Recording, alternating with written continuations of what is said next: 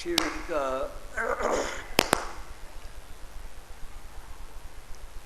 सुहावना मौसम है और हमारे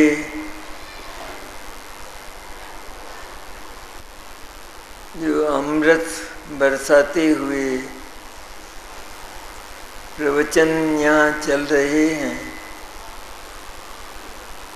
उनसे उत्पन्न हुई विशुद्धि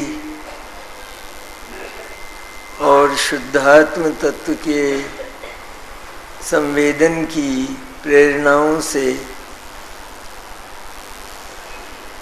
आप लोग धन का परित्याग भी काफी कर रहे हैं।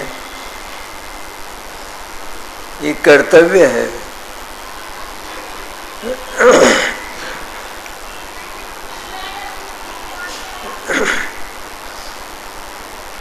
हमारी चर्चा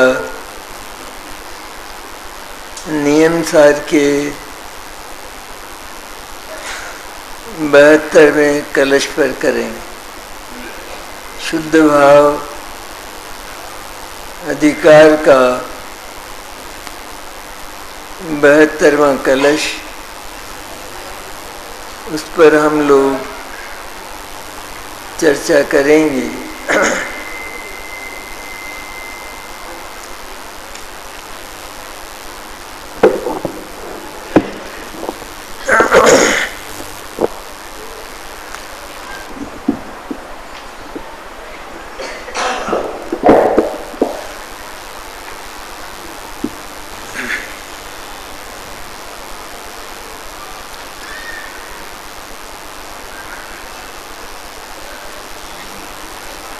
परिणामों की विशुद्धि के साथ शुद्ध चैतन्य की चर्चा और उसकी उपलब्धि का प्रयत्न, यह अगर साथ में नहीं होता तो परिणामों की विशुद्धि केवल स्वर्ग पहुंचा कर रह जाती है, क्योंकि विशुद्धता यद्यपि शुद्धि को भी कहते हैं, किंतु लब्धियों के प्रकरण में जो विशुद्धि लब्धि है वह शुद्ध परिणाम की बात नहीं है, लेकिन मंद कषाय रूप जो शुभ भाव पुण्य भाव होते हैं, वह एक ऐसी भूमिका है, केवल वही एक ऐसी भूमिका है जहाँ पहुंचकर उससे मुंह फेर कर, उसमें अटक कर नहीं, उसको आत्मा की उपलब्धि का कारण अथवा साधन मानकर नहीं, पर निमित्त होने पर भी सचमुच तो वह आत्मा की उपलब्धि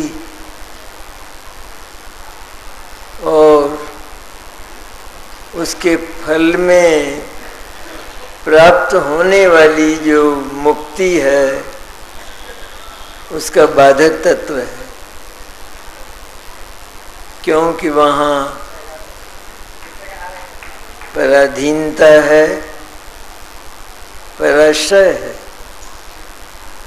जितने भी पाप और पुण्य के परिणाम होते हैं वे सारे के सारे पराधीन होने के कारण आकुलतामय हैं। उनसे आकुलतामय होने के कारण उनसे कर्म का बंध होता है। हम कर्मों को आमंत्रित करते हैं, लेकिन उस विशुद्धि से विभाव और कर्मों का छुटकारा नहीं होता। उसको अगर मुक्ति का मार्ग मान लिया, संसार अनंत हो गया।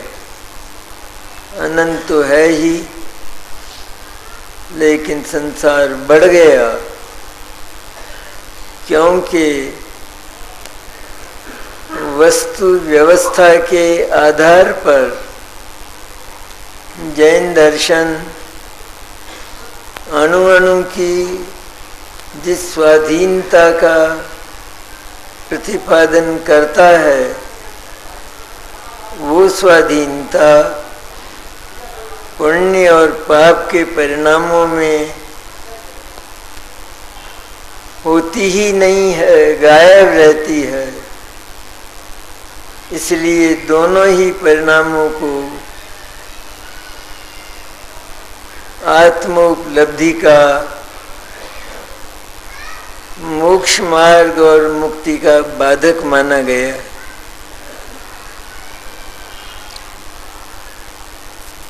हमारे मन में एक प्रश्न पैदा होता है, और जो लोग तत्वज्ञान के रहस्यों से शून्य रहते हैं,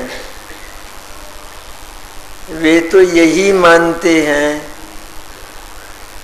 कि जिनवाणी में भी इनको साधक और परंपरा मोक्ष का कारण कहा गया है। लेकिन हम भूल जाते हैं कि जिनवाणी में उनको जो साधक कारण अथवा परंपरा मोक्ष का कारण कहा गया,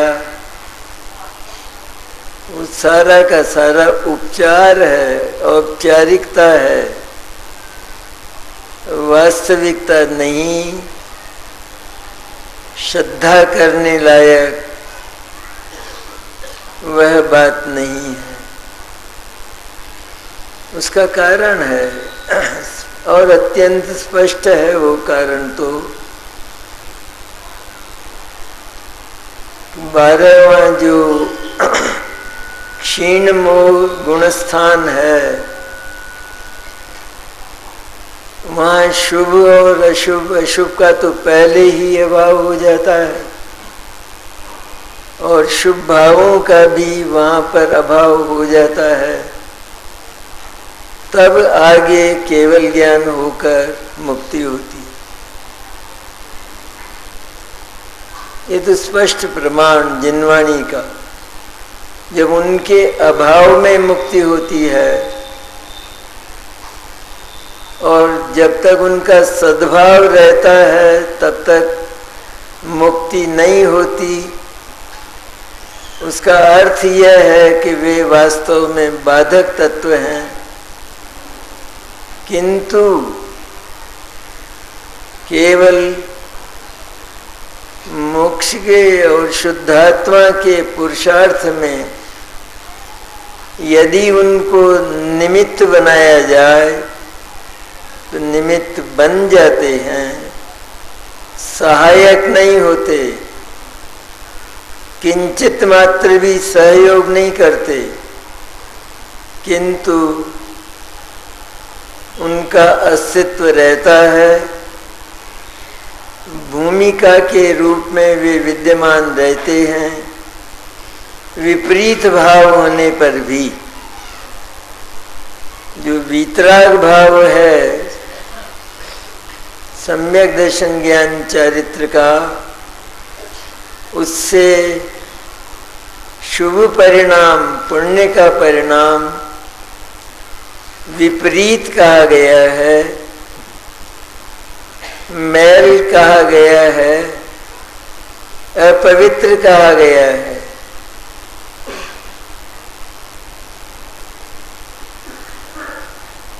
तो हमारे मन में यदि यह बात खटकती है तो हम अभी काफी दूर हैं, क्योंकि कम विकार और अधिक विकार, मंद ज्वर अथवा तीव्र ज्वर, दोनों ही ज्वर होने के कारण, आकुलता उत्पन्न करने वाले विकार होने के कारण वे समान ही हैं और उनका अवलंबन लेने से निर्ज्वर नहीं हो सकता, ज्वर का अभाव नहीं हो सकता। इसलिए शुभ परिणाम होने पर भी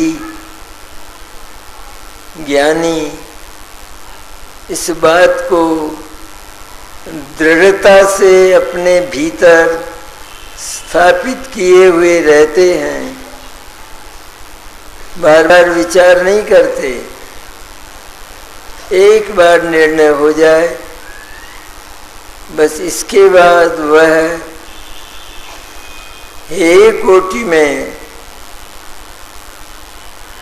त्यागने योग्य कक्षा में उसको स्थापित कर देने पर उससे सर्वथा ममत्व टूट जाने के कारण अंत में उसका अभाव हो जाता है। ममत्व टूटा हुआ है, फिर भी वो परिणाम चल रहा है। दोनों बातें हमको विरोधी लग सकती हैं, लेकिन यह कुछ कठिन नहीं है बात, क्योंकि जैसे किसी दूसरे का पुत्र है और वह बड़ी व्याधिग्रस्त है, उसके माता पिता कहीं बाहर चले गए हैं,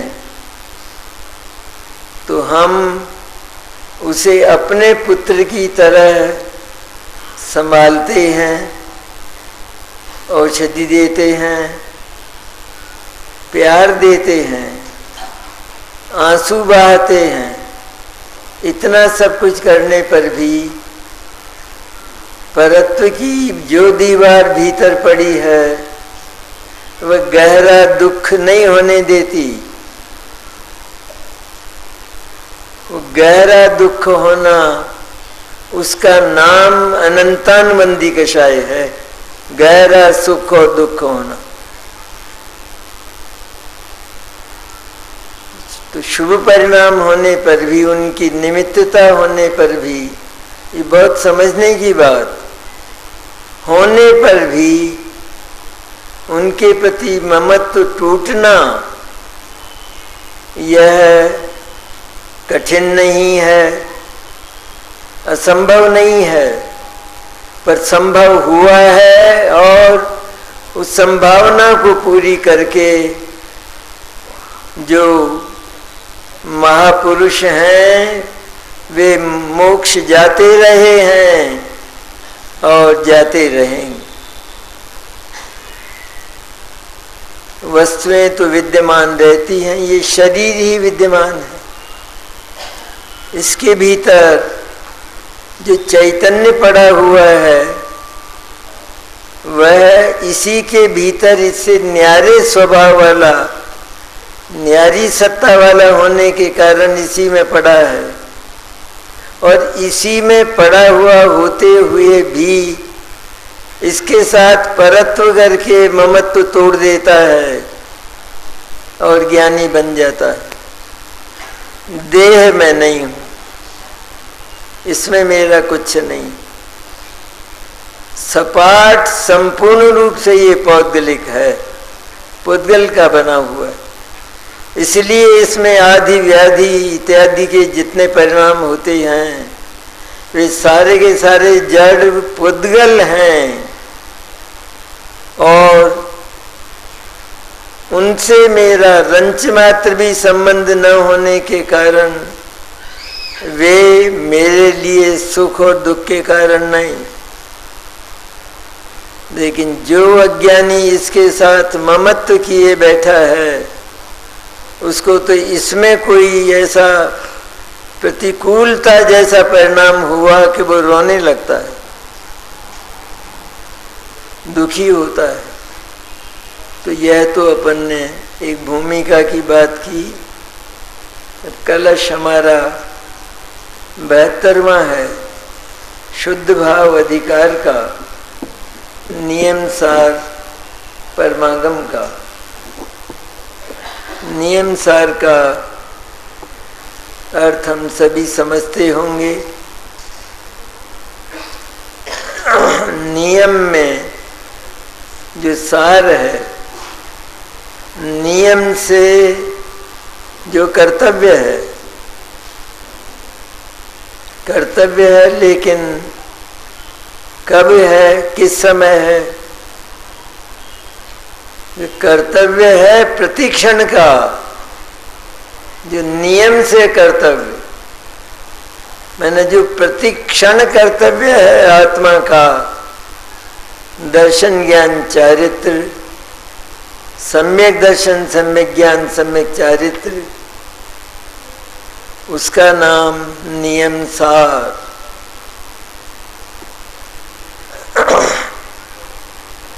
सम्यक दर्शन सम्यक ज्ञान सम्यक चारित्र किस समय करने योग्य नहीं है, सदैव कर्तव्य है। और जब दर्शन ज्ञान चारित्र में शुद्धात्मा का अवलंबन होता है, उसमें अहम होता है, तो एक साथ दर्शन ज्ञान चारित्र की त्रिवेणी का जन्म होता है। 3 धाराएं बहने लगती हैं जीवन में, अमृत धाराएं, और वे एक क्षण के लिए भी उनका अभाव नहीं होता। इसका नाम नियम सार। उसका शुद्ध भाव अधिकार है। शुद्ध भाव मैंने मोक्ष मार्ग और मोक्ष नहीं। शुद्ध भाव मैंने जो अपनी त्रैकालिक शुद्धता को लेकर, जो कभी अनादि से अशुद्ध हुआ नहीं, अनंत काल में जो अशुद्ध होगा नहीं, जिसमें अशुद्धता का तो नहीं, पर उत्पन्न होने वाली सम्यक दर्शन ज्ञान चारित्र की शुद्ध पर्याय का भी जिसमें अभाव है, ऐसा जो शुद्धाति शुद्ध चैतन्य तत्व है, उसका नाम शुद्ध भाव है। उस शुद्ध भाव के अवलंबन से, उसमें अहम करने से, अवलंबन में कोई पर्याय द्रव्य में नहीं चली जाती।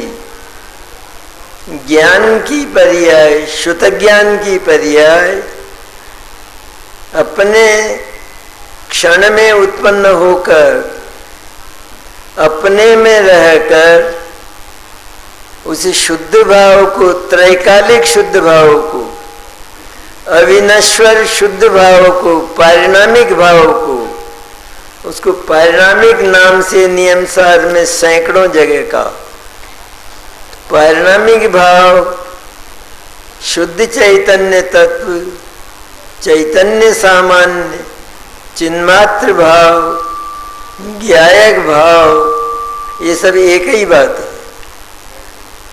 तो उस शुद्ध चैतन्य में अहम करता हुआ सम्यक दर्शन ज्ञान चारित्र उत्पन्न होता है, वो नियम सार का विषय है। मैंने ये इसमें भी समय सार जैसी ऊंचाइयां हैं। समय सार दृष्टि की प्रधानता को लेकर, सम्यक दर्शन की प्रधानता को लेकर चला, और नियम सार में उस सम्यक दर्शन के लिए उसके अवलंबन भूत पारिणामिक भाव की स्थापना करके और फिर सम्यक दर्शन ज्ञान चारित्र को जो तत्काल अवलंबन लेते ही उत्पन्न होते हैं, उसको नियम सार, नियम से कर्तव्य, जैन का कर्तव्य, दिगंबर जैन का कर्तव्य। कर्तव्य जानते हैं, पुण्य और पाप कर्तव्य नहीं है। बाहर का तो कोई भी काम हो वो तो कर्तव्य है ही नहीं, क्योंकि वहां तक हमारी पहुंच ही नहीं है। वो हमारा कर्म नहीं, हम उसके कर्ता नहीं, क्योंकि भिन्नत्व की वज्र दीवार बीच में पड़ी। इसलिए उन जगत के होने वाले कार्यों में कर्तृत्व की जो बुद्धि है वो तो महापाप है, महान पाप। वो तो अनधिकृत चेष्टा है। जगत के पदार्थों में होने वाला प्रति समय का जो परिणमन है, कुदरती प्राकृतिक, उसके कर्ता वे अचेतन पदार्थ स्वयं हैं। उनके कर्तृत्व को चुनौती देकर अज्ञान से पीड़ित जो आत्मा है वो उनके कार्य का कर्ता बनता है। ये कितना बड़ा अन्याय है। इससे मुक्ति कैसे होगी? बहुत बड़ा अन्याय है।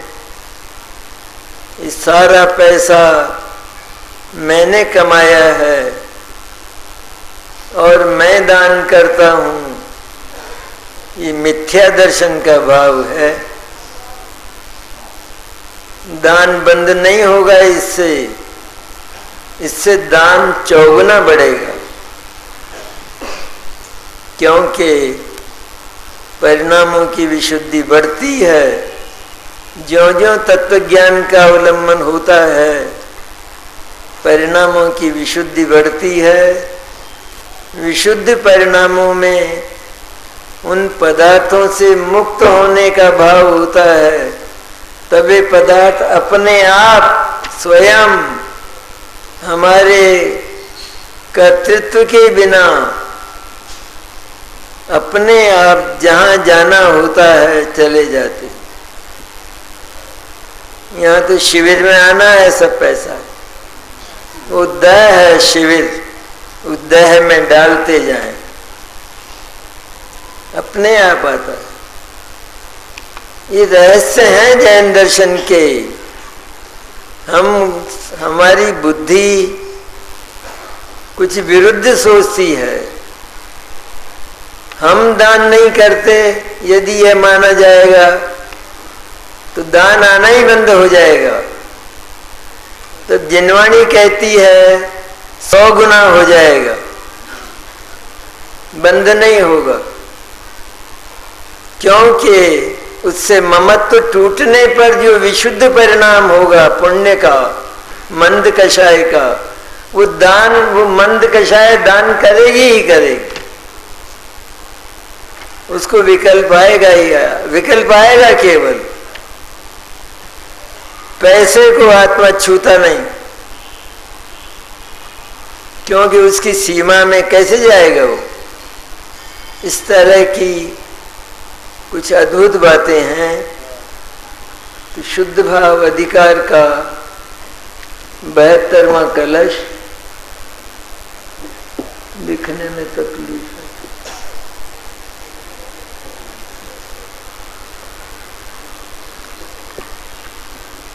ये मोटा है क्या?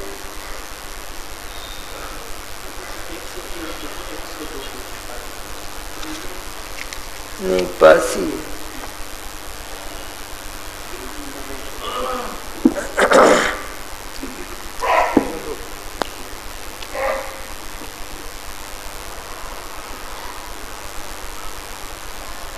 देखिए, कलश 72 है और वो शुद्ध भाव अधिकार के संदर्भ में आया है। ये बात ध्यान में रखने की। किस जगह आचार्य ने उस कलश को दिया है, ये महत्व की बात है।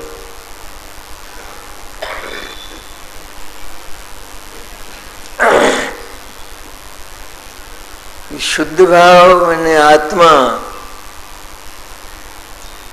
जिसको हम अनादि निधन अक्षय चैतन्य तत्व कहते हैं,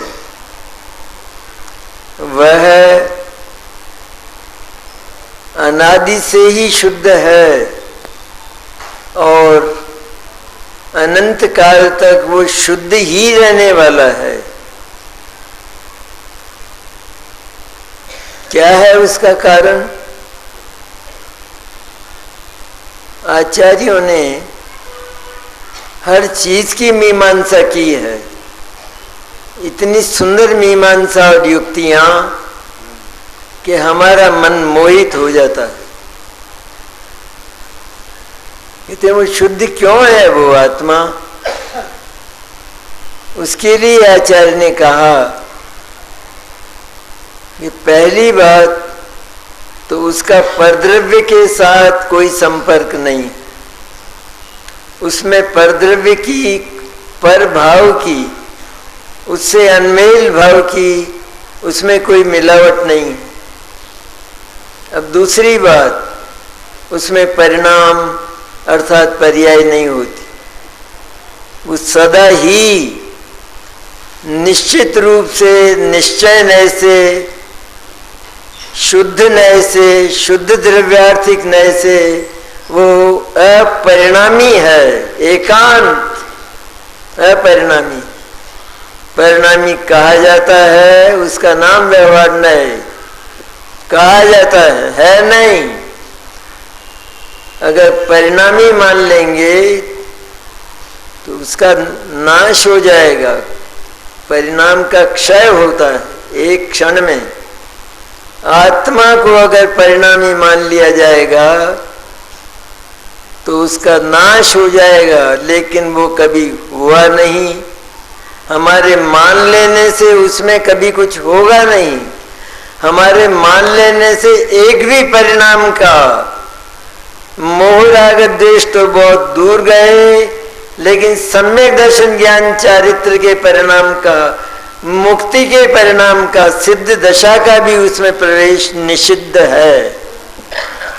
नो एडमिशन, इसका बोर्ड लगा है उसके सामने कि यहाँ प्रवेश निषिद्ध है। क्यों निषिद्ध है? कि यहाँ संपूर्णता है। यहाँ एक चप्पल खाली नहीं है किसी के आने के लिए। कहाँ बिठाऊंगा?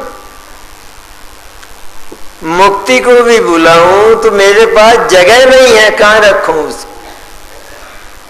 क्योंकि मुक्ति तो मेरे में पसरी है सदा से त्रिकाल, और वो अक्षय मुक्ति है।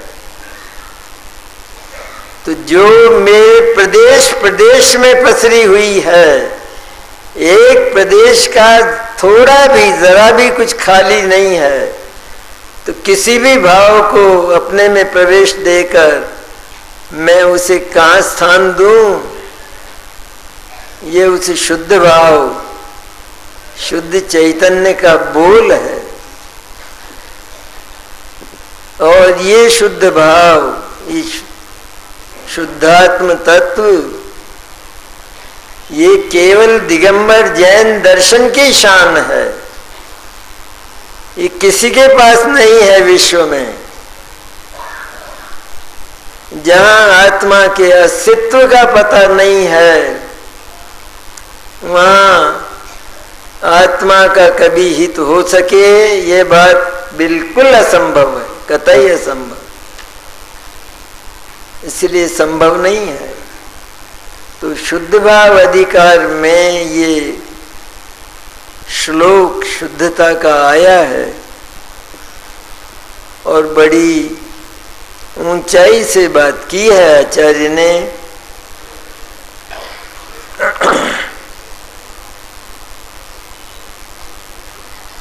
72वां कलश है। शुद्धा शुद्ध विकल्पना भवति स मिथ्यादृशी प्रत्यहम शुद्धम कारण कार्य तत्व युगलम सम्यक दृशी प्रत्यहम इत्थम यह परमागमार्थमतुलम जानाति जानाति सदिक् स्वयं। दिखता नहीं इसमें, चश्मे में कुछ प्रकाश भी कम है। सारा सार विचार चारु दिशना वंदामये तम वयम। श्लोक है।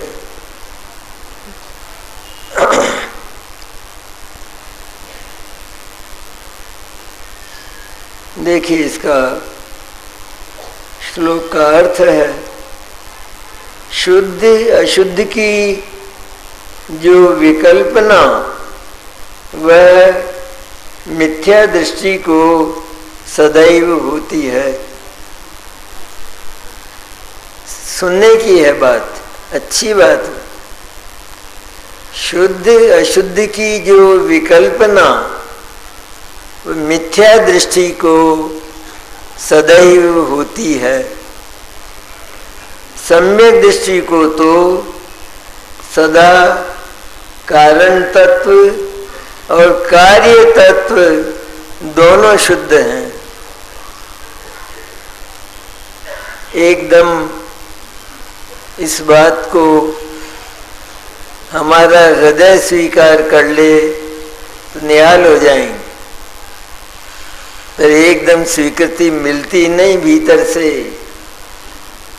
सम्यक दृष्टि को कारण तत्व और कार्य तत्व दोनों शुद्ध हैं। क्या कुछ शेष रहा? इस प्रकार परमागम के अतुल अर्थ को सारा सार के विचार वाली सुंदर बुद्धि द्वारा जो सम्यक दृष्टि स्वयं जानता है, उसे हम वंदन करते हैं। छोटे से श्लोक में बहुत बातें हैं। शुद्ध अशुद्ध की जो विकल्पना वह मिथ्या दृष्टि को सदैव होती है। कहते हैं जो मिथ्या दृष्टि है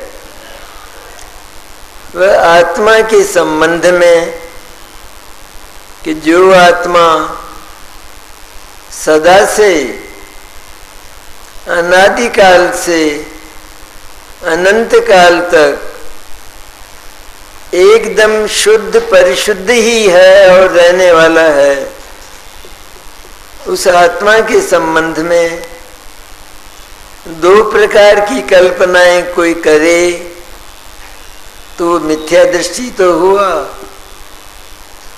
पापी तो हुआ वो। तब हमारा प्रश्न होता है कि आखिर अनेकांत है, स्यादवाद है, और स्यादवाद कहता है कि आत्मा शुद्ध भी है और आत्मा अशुद्ध भी है। फिर मिथ्या दृष्टि ने आत्मा को शुद्ध और अशुद्ध मानते हुए जो विकल्प किए, तो उसमें क्या अन्याय हो गया, उसमें क्या आपत्ति है? कहते हैं जो दो बात कही गई, उन दो बातों में एक बात में जो आत्मा है और जो अक्षय अनंत है, अनादि है, अनंत शक्ति अनंत वैभव संपन्न है, वह आत्म तत्व शुद्ध ही है, उसमें अशुद्धता का नाम निशान नहीं है। फिर जब स्यादवाद ये कहता है कि आत्मा अशुद्ध भी है, तो वो कहाँ से बोलता है? कहते हैं वो आत्म तत्व, त्रैकालिक आत्म तत्व, अक्षय आत्म तत्व, वो अत्यंत शुद्ध, बिना मिलावट वाला और बिना परिणाम वाला होने पर भी जो परिणाम है, पर्याय है, शुद्धा ज्ञान की पर्याय, वह उस शुद्ध आत्मा को अशुद्ध कल्पित करके और अनंत प्रकार के विकल्प करके स्वयं अपने भीतर आकुलता उत्पन्न करती है, दुखी होती है। शुद्ध और ध्रुव अविनाशी जो है, उसको शुद्ध, ध्रुव और अविनाशी न मानकर अशुद्ध, अध्रुव और नश्वर मानती हुई वो पर्याय, श्रद्धा और ज्ञान की पर्याय, वह इस तरह की कल्पना करती है। वह कल्पना होती तो है अज्ञान के कारण, लेकिन झूठी है, क्योंकि वो जो अस्तित्व रूप शुद्धात्म तत्व है, जिसकी शुद्धता निरापद है, जिसकी शुद्धता को कभी आँच आने वाली नहीं है, जिसकी शुद्धता का और जिसकी शुद्ध सत्ता का कभी नाश होने वाला नहीं है, ऐसा जो शुद्ध चैतन्य है, उस शुद्ध चैतन्य में अशुद्धता का नाम निशान न होने पर भी जो अनेक प्रकार की पर्याय में अशुद्धता पैदा की हुई है स्वयं इसकी, और जो अनेक प्रकार के पदार्थों के संयोग हैं, है ना, जगत है, सब नजदीक नजदीक पास पास रहते हैं, बल्कि एक ही क्षेत्र में 6 द्रव्य रहते हैं, लेकिन फिर भी एक दूसरे में जरा भी मिलता नहीं है, अपनी सत्ता को खोता नहीं। तो इस तरह रहने की व्यवस्था होने पर भी पदार्थों का जो स्वरूप है, स्वभाव है, वो कभी बदलता नहीं और कभी नष्ट नहीं होता।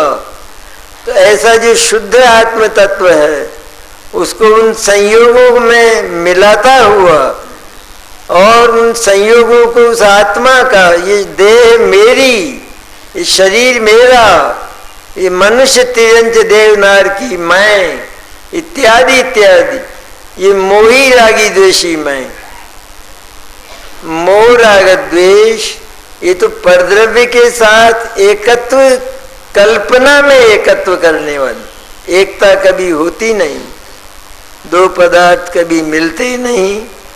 आत्मा के द्वारा अनंत विकल्प किए जाने पर भी एक परमाणु भी आत्मा का आज तक हुआ नहीं। मोह परिणाम का, राग द्वेष के परिणाम का एक अविभाग प्रतिच्छेद भी आत्मा की सत्ता में एक में एक नहीं हुआ। इतना शुद्ध आत्मा, निरापद शुद्ध में, जिसके लिए कोई अवसर ही नहीं है अशुद्ध होने का। इसलिए अशुद्ध माना है इसने स्वयं। यह भी एक घटना घटी है, उस घटना को स्यादवाद कहता है कि अशुद्ध भी है। इसका नाम अशुद्धता। मैंने जो काल्पनिक शुद्धता को, वास्तविक शुद्धता को जो अशुद्ध मानता हुआ कहता है मैं अशुद्ध हूं, मोही हूं, रागी हूं, द्वेषी हूं, इस तरह मानता हुआ अपने आप को अशुद्ध कहता है, तो ये तो केवल पर्याय की कल्पनाएं हैं श्रद्धा और ज्ञान की। सचमुच जो सत्ता स्वरूप वस्तु है वो तो शुद्ध ही पड़ी है उन कल्पनाओं के समय। हमारी कल्पनाओं से जगत का क्या होगा? हम आज कोई ऐसी कल्पना करें कि ये जो प्रधानमंत्री है इसको तो गद्दी छोड़ देना चाहिए, क्या होगा? इस राष्ट्रपति बदल दिए जाने चाहिए, ऐसा कोई करे, क्या होगा उस? इसी तरह यहाँ शुद्ध आत्मा के संबंध में विविध प्रकार के संयोग है ना, जड़ और चेतन के संयोग, धर्म, पुद्गल धर्म, अधर्म, आकाश काल, अन्य चेतन पदार्थ, ये सब आत्मा के नजदीक है ना। नजदीक होने से जैसे हम एक व्यक्ति को अपना पड़ोसी कहते हैं, उसी प्रकार इनको भी पड़ोसी कहा जाता है आत्मा का। पर आत्मा का कोई पड़ोसी नहीं वास्तव में, क्योंकि वो अकेला एक है, अकेला है, और अकेला है और एक है, इसलिए शुद्ध है। ध्रुव है इसलिए उपलब्ध हो सकता है, अगर नश्वर हो तो उपलब्ध नहीं होता है। ऐसी जो शुद्ध की व्यवस्था है, उस शुद्ध को जो अज्ञानी मिथ्या दृष्टि है वो अनेकांत के चक्र में आकर, नयों के चक्र में आकर, स्यादवाद के चक्र में आकर, और वो कहता है कि अकेला अगर शुद्ध ही मानता हूं तो फिर स्यादवाद और अनेकांत तो अशुद्ध भी कहता है ना, तो फिर मैं आगम का के विरुद्ध चला जाऊंगा। ये आगम के रहस्य को समझा ही नहीं।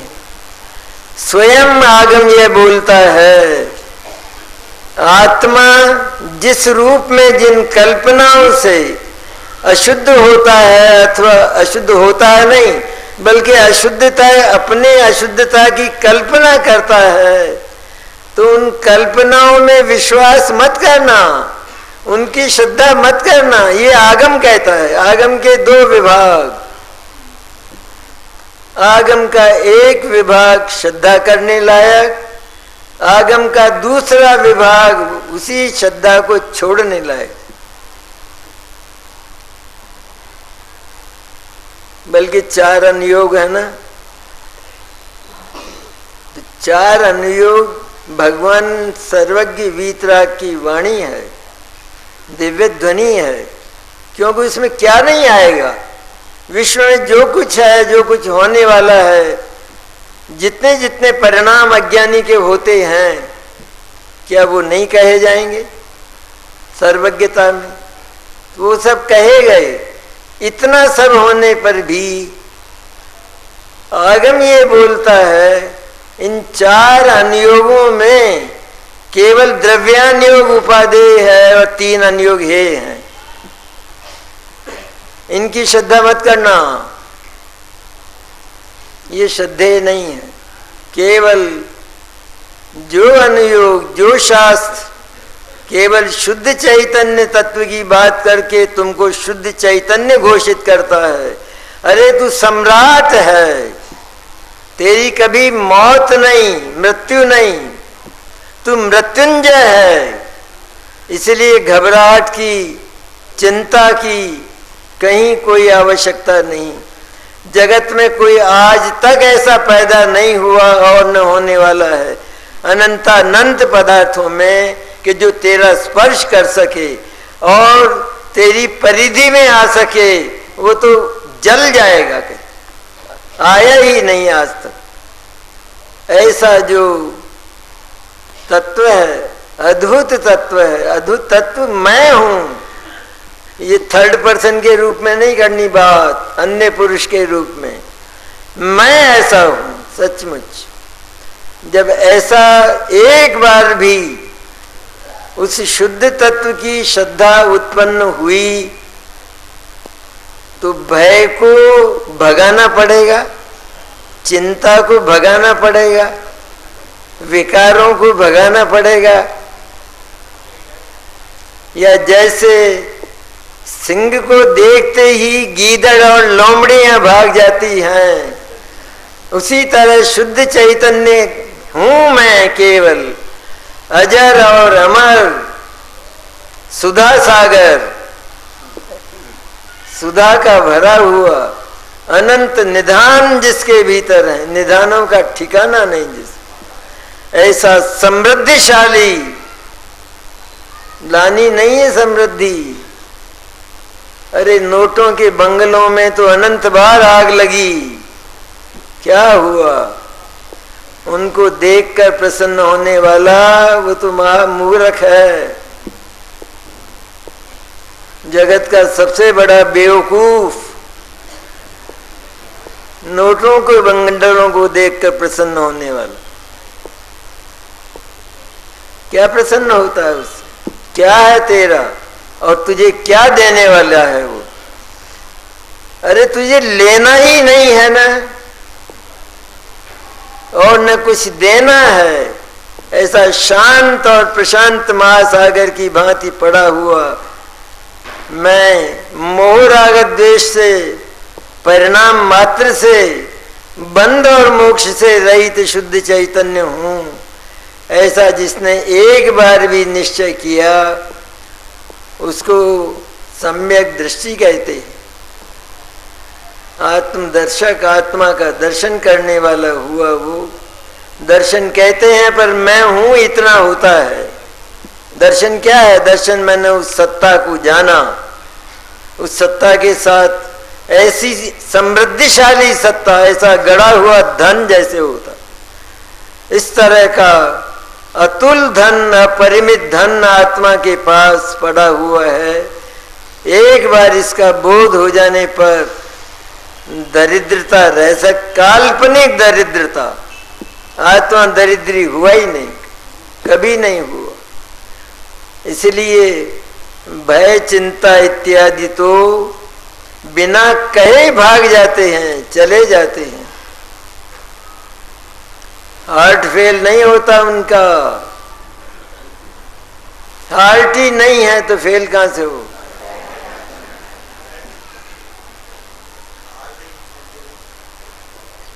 ऐसी अद्भुत बात गाथा में है।